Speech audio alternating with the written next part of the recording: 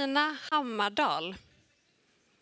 That was the name of the 3-year-old girl that got account number 1 when our first savings banks opened up in Sweden back in 1820. That is more than 200 years ago.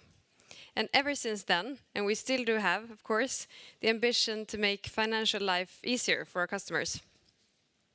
But back then, way before tech, it was more about piggy bank services. We actually had biking bankers cycling around, providing emptying your piggy bank services, and bank buses driving around, providing cash to the communities and our customers. But with tech, new ways to make the bank more available, of course, emerged, like online ATMs. Maybe some of you remember when that was a thing. Telephone bank, internet bank, and eventually also the mobile app. And all of this made possible by software. So by that, we welcome you to this session where we will share a little bit about why we need to continuously change, a little bit about the basics and the technologies that we've used in our journey, and of course, some bragging about one of our most modern platform within the bank.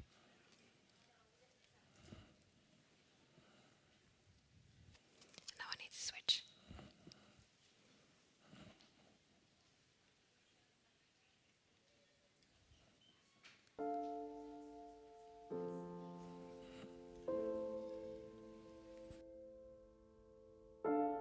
As the architect behind Andromeda, I'm thrilled to be here at Women in Tech 2023 and share the story of our developer-friendly platform. But to begin with, let's have a brief look at where we are coming from and get an understanding of what modern software development practices are. We had been struggling for years to modernize a massive monolithic system, but progress was slow, and we were finding it challenging to both scale and maintain the monolith. We made the tough decision to start over from scratch and decided to embrace microservices architecture. So what distinguishes a monolith and microservices? A monolith is an application developed as a single, large piece of code. Engineering groups, working on their own parts, need to be totally synchronized as even the smallest code change could affect other contributors. As the monolith grows, it becomes increasingly difficult to understand and modify. For deployed monolithic applications, an entire service upgrade is required for each small change, making the introduction of new features an extremely long and laborious process. This mode of operation also makes the adoption of new development practices extremely difficult. Furthermore, it is practically impossible to change the underlying development framework if newer technologies become available. With microservices, applications are broken down into their smallest components, independent from each other. Microservices are individual units of software that combine to provide all of the functions required to run an application. Since the teams are working on smaller applications, their projects tend to be more agile as they can iterate faster. Microservices are by no means a silver bullet, but they solve a number of problems. Since a microservices architecture consists of independent units that run independently, each service can be modified without affecting the other services. Software updates can be performed more frequently, with improved reliability, uptime, and performance. We designed Andromeda with a singular focus on developer productivity, providing a comprehensive set of platform services that make it easy for developers to build, test, and deploy their applications. One of the key features of Andromeda is our adherence to DevOps practices, which allows developers to focus on creating great software without having to worry about the underlying infrastructure. Finally, I'm excited to mention that we've used space-themed names for our services and features to make it more interesting for developers and to evoke a sense of limitless possibilities.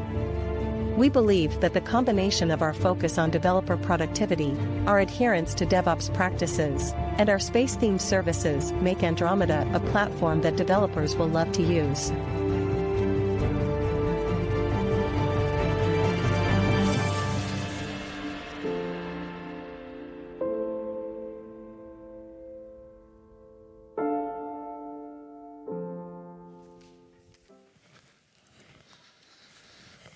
So that was Svea, our artificial colleague. And as you could see in the end there, she was created using some currently hyped AI services like ChatGPT, DID, etc., etc. My name is Christian. I have been at the bank for 23 years, 7 months and 4 days. But who's counting? Yeah, I don't know. And right before stepping in here, I called one of the favorite women in my life, my mom, hoping that she would calm me down. That failed. She said, Christian, but we are, you know, I'm from Finland and you are 50% from Finland. We don't like spotlight and we don't like to speak to people. Here you are. Thanks, Mom. Here we are. So anyway, I work as the chief product owner for something we call development platforms at Swedbank. It's not all of them, but some. I have a software engineering background, but as you can imagine, 23 years, you have time to try a lot of different things. And Johanna. I'm Johanna, and I've been in the bank for 1 year, so I have quite a bit to go to reach that amount of days. I'm an agile product owner for one of our teams that supports other teams in the bank to use these kind of things that we're talking about today, like test automation and using automation in their software delivery. So that's us. Now we start with this one. We would like to go through, Svea already told us pretty much about this, but we would like to go through a giant somewhere around, I don't know, 15 years ago or something, actually developed from developers themselves and operations people themselves, seeing the need to collaborate better, to improve that collaboration. And that was why this emerged. And in these kind of setups, you take responsibility for your service end to end. You build it, you also run it. And that, of course, fits perfectly with microservices architecture. We would like to mention also that cloud, as you see here on the bottom, is by no means a prerequisite to work DevOps. But we know that we have a lot of good functionality there that can help us and make it easier for us to work more DevOps. So by understanding a little bit about this evolution, we believe that it's easier for us to motivate and get people to understand why we need to change and which direction we need to move. And maybe most importantly, where is it relevant to move? We're not necessarily pushing everything to the right. Stuff can stay here to the left. But where should we move and where should we not move? So looking at this picture, this evolution, would you say that the way we develop software has changed due to this? Not really. The steps, they are pretty in this loop before. And it is pretty much the same kind of steps used as when I was developing COBOL 22 years ago. You start with a plan. You want to create something.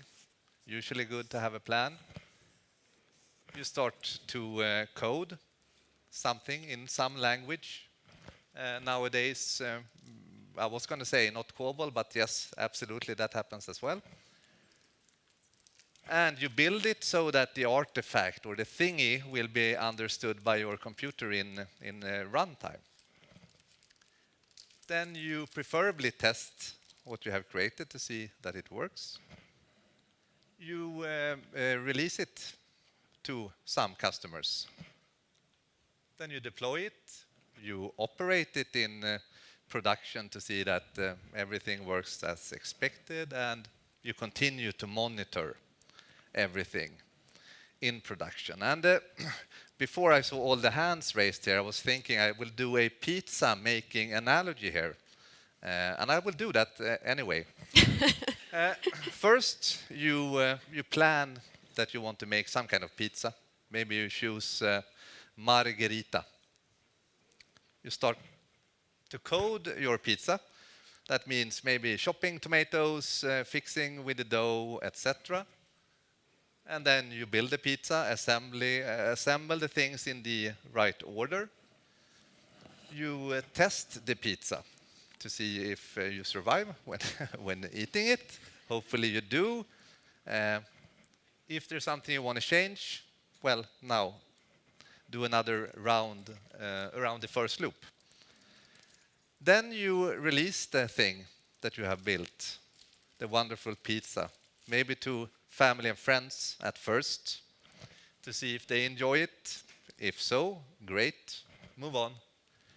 You deploy it to the table, and then you start to operate the pizza, cutting it up in different slices, and then you monitor your audience or your customers to see if they enjoy your creation. Did that fly? Excellent. So the steps, as I began with saying, it's pretty much the same before as they are now. It's the way how we work within these steps or between these steps that change. We want to run around this loop as fast as possible, and now we can see a lot of research coming from Google, and Johanna, you will talk some more about that, that the successful companies, they invest a lot so that you can run around this loop multiple times per day. Yes, that's it. And now comes a question. How to measure software development. And luckily, you can do this in many different ways, but there's a way not invented by us, but some kind of industry standard. They have done research from thousands of organizations and 10,000s of teams to find out the perfect metrics to measure how we can go around this loop as fast as possible and still have a stable service.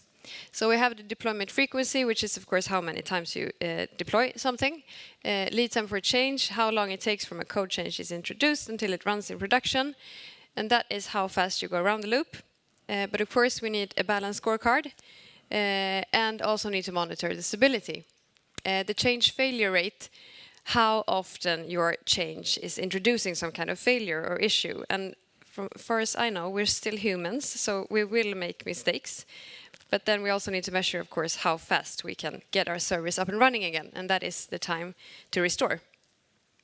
And in these reports, they divide the organizations on different categories, in which we have the low performers, which is, of course, the most immature organizations or teams that releases once per month, or even more seldom than that, once every 6 months. They have a quite high change failure rate, and it takes quite some time to restore after a failure, compared to the high performers that can put stuff in production in hours with low failure rates, and if they have failures, it's basically up and running again in no time. So what we see here is that high performers are 400 times higher deployment frequency, and imagine the amount of features you could get out to your customers if you are good at these practices. And the year before, 2021, they also had actually this elite performer, really top-notch organization. They removed that last year, I think. But when we compare elite performers with low performers, we could see a 6,000 times higher lead time for change and change failure rate. So that what those numbers really tell us is that it's nice to be good at these practices, but it's also good for business. And I think that's many times where you struggle to prove that why should we do this in the back end when we should do new features. But you get new features if you do this good. And it's not only good for business. Product. It's not something you build and then off it goes and you don't need to tend to it again. But you will rather have to bring this with you into the future. The platform is the product, and the customers and teams, the teams and developers are your customers. And Gartner, they expect that as many as 80% of software engineering organizations will adopt platform teams and platform engineering in roughly 3 years from now. So it is definitely on the rise. It also aims to reduce the cognitive load, I think is written there in the first box. The cognitive load on developers, that not everyone should have to be experts on the tools and tech involved that make you run around this loop so fast. So instead providing this as self-service capabilities so teams can go around the loop in their own pace, so to say. But I should also add as fast as possible. Yes. So Yeah. So how do we do it? how do we do it then? That's an excellent question. Yeah. So back in 2019, as Svea, our animated friend, said, we have been fighting with a monolith. I think the last number I heard is it consists of 16 million lines of code somewhere. I have contributed for sure. I know some of my babies are still running there. But we decided to give up. It was too hard, too many dependencies. Instead, we started off fresh. Andromeda, here's the one-liner, a developer-friendly application development platform based on microservices with managed services for operating and deploying. We can support the full life cycle of applications on this platform. The name Andromeda, we chose that because we think space is cool. No questions on that. Excellent. It's also our closest galactic neighbor, still being 2.5 million light years away. That's some distance, representing the journey that we believe teams need to take, because it's a mind shift change.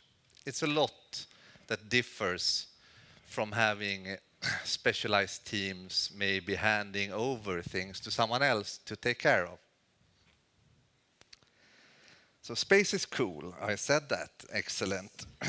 Yeah, and the journey, it's not only technology, but of course the processes and the culture involved as well. These are the design principles that we stated early on. We want team to be fully independent.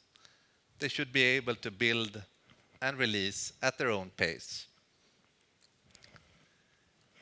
We want daily deployments because we can see that deploying, doing what is hard often makes it easier.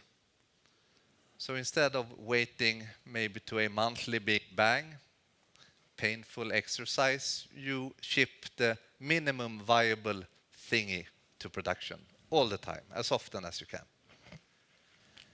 Developer experience. We, as many of you for sure as well, we are all in a competition of the tech talent. And I think a healthy focus these days is to spend time and effort on developer experience. We do that a lot, actually, with our platform Andromeda, because people should volunteer to come and build things on this platform. Of course, there's governance from architecture, etc., but we want to create a product that the customers will love. So this entails as things like getting started quickly. In 30 minutes, you should be up and running. We should use modern technologies, modern versions of stuff in order to stay relevant and to get people to want to work with us. The abilities to scale. We want applications to, or the platform to scale to cater and host a lot of applications. We need to be able to handle the pressure on the very popular 25th here in Sweden when the salaries arrive. We want to scale and also host applications for our other home markets in Estonia, Lithuania, and Latvia. So it's a group, Swedbank group platform. Being a bank also means compliance and a heavy regulated industry. We have our CISO here. We noticed that before, so I will maybe spend some more time on this bullet. We do security scanning, check third-party libraries. We can do a lot with automation. And we want full traceability of changes, etc. And we want to make it easy for the developers to do right. It shouldn't be hard to be compliant. So if you're on the platform, it's easy to do right. Exactly. You should get a lot for free out of the box by using the platform so that you as developer or development teams can focus on producing your customer value. The platform team / ours, that's the developers and teams developing stuff on top of it.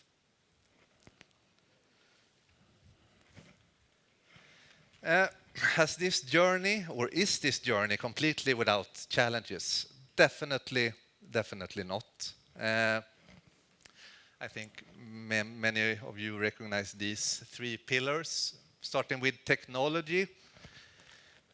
Well, that's the easy part, they used to say, and we agree. There's a lot to choose from, but eventually you will find something that you believe can scale properly. Processes, what we have been fighting with is to be able to run through the Infinity Pizza making number 8. We need to change a lot of processes that had been designed for manual intervention. The process itself expects that a human reads something or clicks something or sends... Prove something. Approve, yeah. And last but not least, the people. The scarce tech talent, the mind shift change that you build and you own and you operate your own service on this platform. The platform team is there to help you not having to bother so much about the underlying deep in the hood of the car engine things, but you will be exposed for more modern technologies and ways of working. CI/CD, automation, pipelines, all the buzzwords you have out there. And it's not only worth mentioning, I think, only changing that the developer or the cross-functional team should change, but it's the whole bank needs to change. All the supporting functions, everyone else needs to do their job completely differently. And operations... But it's really a balancing act. You want to enable engineers to be innovative. That's what they do best, or what's most fun, and what brings the value to companies. Be able to innovate fast. Use the tools that they are accustomed to. On the other end, you have something called golden path, which in platform engineering is simply an opinionated way for you to build, operate applications or products on top of a platform. So that is where the platform team, we need to make choices along the way so that the practices are scalable. And it's as with us humans, there are different tastes out there. I like blue, I like red, this tool, I didn't choose this, or I wouldn't choose this, etc. The important is that it gets the job done and that it's good enough. So this is a constant balance, and I think the more services and support we need to bring into the platform, we need to make these choices consciously all the time. And both sides are, of course, super important, the engineering freedom, but we don't want inflation in a tool landscape, because there's not so much business value in connecting different kinds of tools that do pretty much the same thing. And it's really an avalanche of tools and vendors out there who will provide more or less full life cycle D8 out of the box, but most often you will need to do some customization, and that's when the issues and the hard part starts. So we mentioned culture, and when you read about this stuff, you often hear that it's 70% about culture and mathematician behind those numbers, he or she was right. might even be, I would put a higher number on the culture part. Yeah, so culture is apparently the hard part. And we can also see from research and studies that culture is one of the top drivers for organizational and IT performance. So of course we want to succeed with that. Yeah, so having this culture where people feel safe and where they feel a sense of belonging to someone, they perform better. You can just go back to yourself, or I can go back to myself, and when do I ask these stupid questions, or when do I dare to tell the truth to security experts that this is how our solution works? But then we get the real good solutions.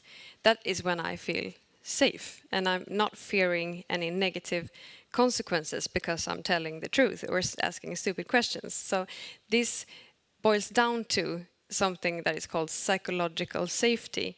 And if we are able to reach that, where the teams feel that psychological safety, we will perform better.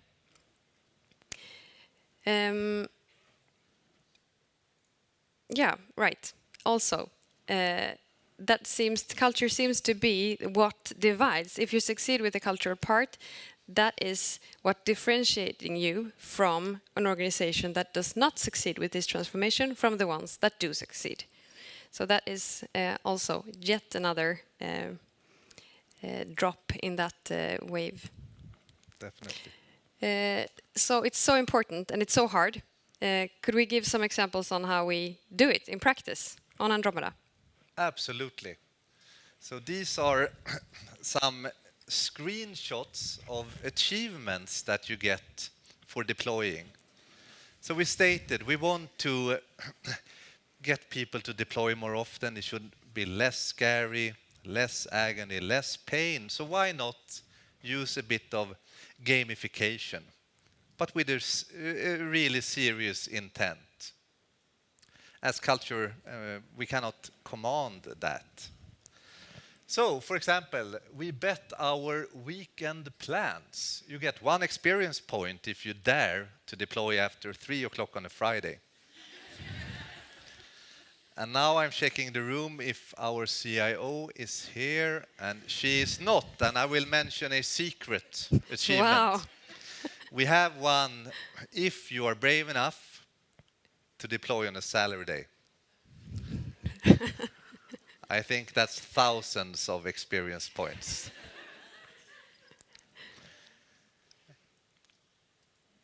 We could also mention on that slide, going back to the psychological safety part, that it's the tonality we use here. It's fun, but like you say, with a serious intent, but that's a really important thing, that it should be fun and you should feel safe at work. And this, I think, contributes a lot to how we speak to each other and how we work on the platform. Exactly, and I should have mentioned or stressed that further, that we have a community of practice. We host a lot of meetings where teams can come and talk to the platform team, pitch their ideas, discuss design, do's and don'ts, etc. We encourage teams on the platform to learn from each other. And the tonality, we want to make it fun to work on this platform. We communicate a lot. The team of the month, that is an email, or you can see it online on our intranet. It's available to everyone within the Swedbank network to see how are the teams performing. Managers up 2-3 layers get these emails. We have a leaderboard, and it's not about trying to punish anyone, but it's rather give encouragement. So maybe you forgot to deploy. A friendly email. And moving back here, you can also read that we have a strong belief that deploying often leads to amazing results. Wonderful code quality. Less incidents. The world is a better place. We measure the DORA metrics that Johanna told us about. And we are or I am very, very proud being the chief product owner for these brilliant engineers that are building this platform, that we have an automated way of calculating a risk score for each and every change or deploy on the platform. Completely data-driven, depending on certain factors I cannot disclose. But if you get, for example, a too high score, you might need to go to a manual CAB, a change advisory board, to sit and discuss and hopefully then get your change approved. But you also get a lot of tips and tricks. So okay, we got a too high score here, so it cannot be handled by the automation pipelines slash magic going on there within the 8. But if you increase your level of automation or the amount of test cases or other smart things, you'll get a lower risk score. And by that also, nothing is stopping you from deploying this automatically if you're daring on the 25th. And last but not least, this is the developer portal with some live stats. This not being live though. We have a community of 700 developers working on this platform. 63 teams that are together running 160 different applications. 7 deploys to prod today. Well done, account aggregation service for deploying to prod 26 times this month. So I'm sure this team, by doing that, scored some of these wonderful and colorful rewards that we presented earlier as well. So we think that we are building a platform that developers will love to use. Thank you. Thank you.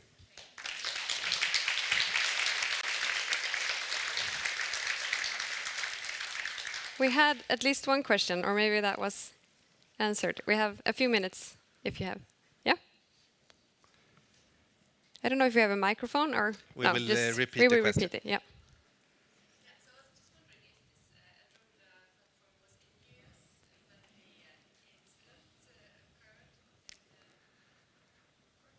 The one that has been spoken about very recently.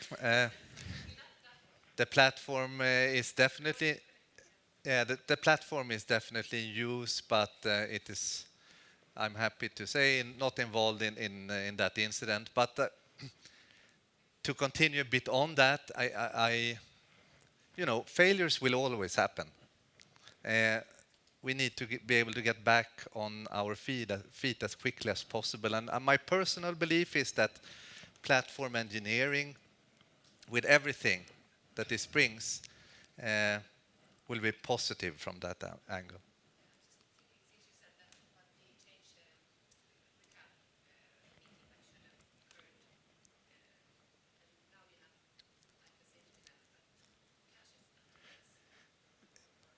Yeah, exactly. In that very platform, we have a lot of systems and a lot of, but this is one of the more modern agile practices, DevOps. I don't think we have come further than we have on Andromeda in any other place of Swedbank so far. But I think the journey is very important. Yeah, in the back.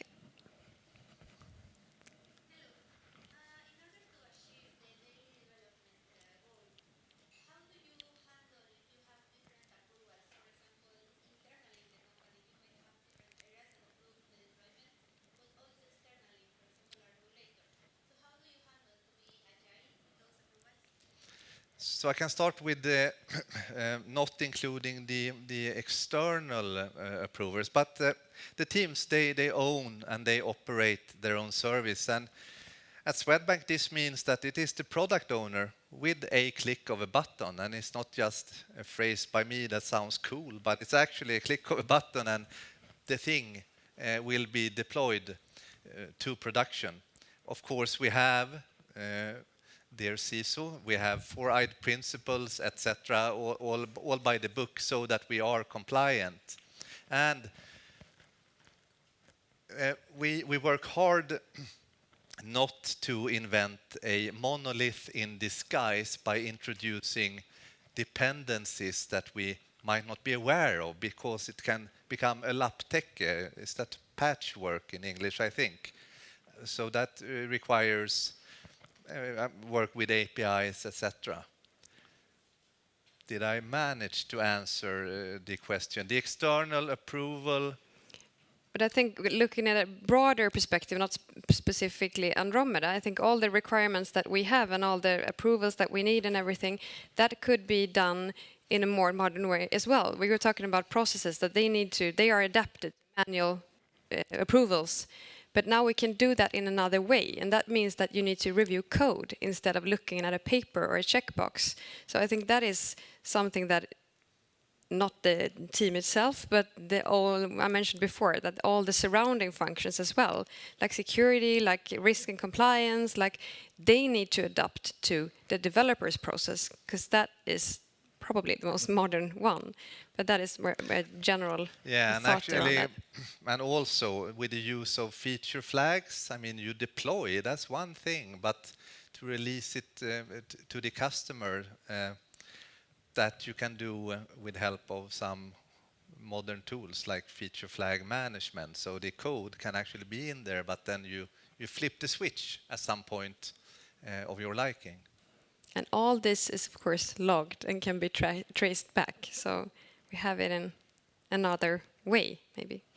Yeah, well, I think this final one before we need to close down.